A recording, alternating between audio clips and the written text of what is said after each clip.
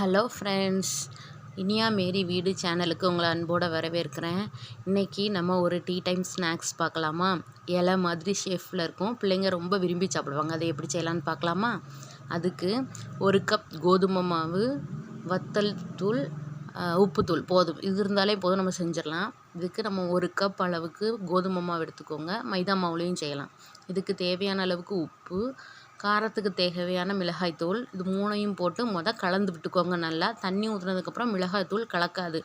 அதனால் தண்ணி ஊற்றுறதுக்கு முன்னாடியே உப்பையும் மிளகாய்த்தூளையும் போட்டு நல்லா கலந்து விட்டுக்கோங்க. அதுக்கப்புறம் தண்ணி கொஞ்சம் கொஞ்சமாக ஊற்றி பிசையலாம். இதுக்கு வெந்நி தான் ஊற்றி பிசையணும்னு அவசியம் கிடையாது. நம்ம பச்சை தண்ணி, நார்மல் தண்ணி ஊற்றியும் பிசையலாம். கொஞ்சம் கொஞ்சமாக தண்ணி ஊற்றி அதை நல்லா பிசைஞ்சு வச்சுக்கோங்க. சப்பாத்தி மாவு பதத்துக்கு. ரொம்ப திக்காகவும் இருக்க வேண்டாம், ரொம்ப சாஃப்டாகவும் இருக்கும்.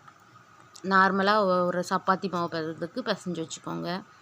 இதை ஊற வைக்கணும், கொஞ்ச நேரம் வெயிட் பண்ணணும்னு அவசியம் இல்லை. நம்ம அப்படியே மாவு பிசைஞ்சு அப்படி உடனே நம்ம திரட்டி உடனே இலை மாதிரி செஞ்சு பொரிச்சு எடுத்துடலாம். இதுக்கு நம்ம கொஞ்சம் கொஞ்சமாக தண்ணி ஊற்றி நல்லா பிசைஞ்சு எடுத்துக்கிடலாம். இது கொஞ்சம் சாஃப்டாக இருக்கிறதுக்காக நம்ம பிசைஞ்சு முடித்ததுக்கப்புறம் அதில் கொஞ்சோண்டு எண்ணெய் ஊற்றிக்கலாம். நல்லெண்ணெய் கொஞ்சோண்டு ஊற்றி லைட்டாக அது மேலே அப்படி தடவி விட்டு எல்லா பக்கம் போடுற மாதிரி பிசைஞ்சு வச்சுக்கலாம். பிசைஞ்சு வச்சுட்டு அதை சின்ன சின்ன உருண்டைகளாக உருட்டி வச்சுக்கோங்க. அதே மாதிரி தான் சப்பாத்திக்கு நம்ம உருண்டை பிடிச்சி வைப்போம்ல, அதே மாதிரி சின்ன சின்ன உருண்டைகளாக வச்சுக்கோங்க. நான் 1 கப் கோதுமை மாவு எடுத்துருக்கேன்னா இதுக்கு 10 இலை மாதிரி செய்கிற காரம் கிடைக்கும். அதனால் 10 உருண்டையை அதை பிரித்து வச்சுக்கலாம்.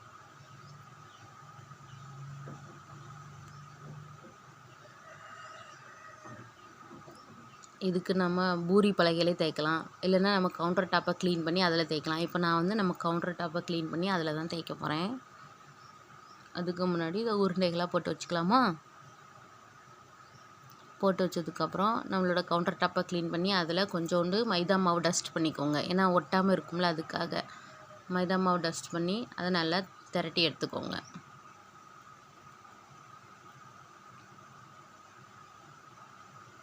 இதை முழு மைதா மாவுலேயும் செய்யலாம். ஆனால் நம்ம கோதுமை மாவு இப்போ எல்லாமே ஹெல்த் கான்சியஸாக இருக்கனால நம்ம கோதுமை மாவில் செய்கிறோம். இந்த மாதிரி இதை திரட்டிட்டு 4 பக்கமும் ஒன்று போல் அதை கட் பண்ணிக்கோங்க சதுரமாக.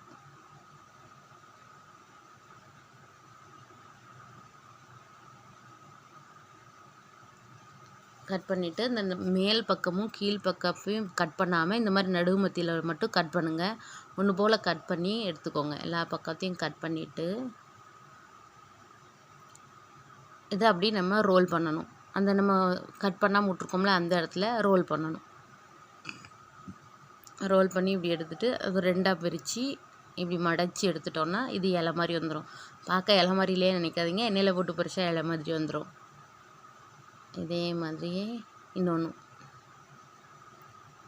அதையும் இப்படி கட் பண்ணிவிட்டு அதை ரோல் பண்ணி 2 பக்கமும் நல்லா அழுத்தி விட்டுட்டு ஜாயிண்ட் ஆகிற மாதிரி அழுத்தி விட்டுட்டு இந்த மாதிரி மடக்கி எடுத்தோன்னா நம்ம காரம் செய்கிறதுக்கு தயாராகிடும். அதே மாதிரி எல்லாத்தையும் செஞ்சு வச்சுட்டு ஒரு பாத்திரத்தில் எண்ணெய் ஊற்றி சூடு பண்ணி நம்ம செஞ்சு வச்சுருக்கிறத அதில் போட்டு பொரிச்சு எடுத்துடலாம்.